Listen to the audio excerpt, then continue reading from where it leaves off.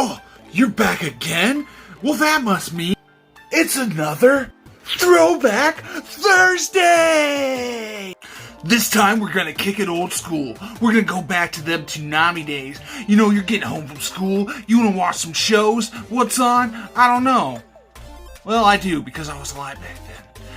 We talked about Gundam in a previous series, and you know what one of the other big mecha series was back then that I never hear about anymore?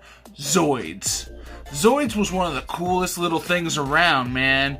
I mean, it was on par for Gundam, to me, because Gundam was more of an adult series, but you didn't really get that as a kid. Maybe not with G Gundam particularly, but when it came to Zoids, I mean, it was mostly about the battles and the fun.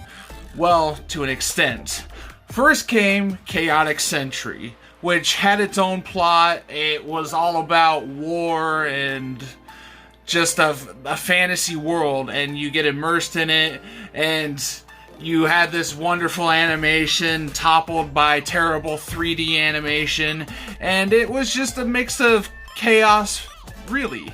It was actually only Zoids in Japan, but here they called it that. And then they had New Century, which wasn't a sequel or anything.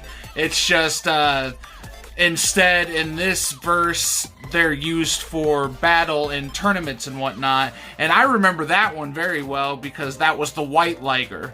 The Chaotic Century had the blue Liger, and that was the only way they were related, to be honest. And I actually had a figure of the white Liger, and I played with it all the time when I was a kid. So these series, they were a mecha series just on par with Gundam, but they kind of just fell under the waves, and I don't remember ever seeing a lot of hype, a lot of people talk about them. But then again, there were tons of shows back in the day on Toonami and Adult Swim all the same. So I just wanted to throw it out there, see what people had to say about those, and I'll catch you next time for another Throwback Thursday.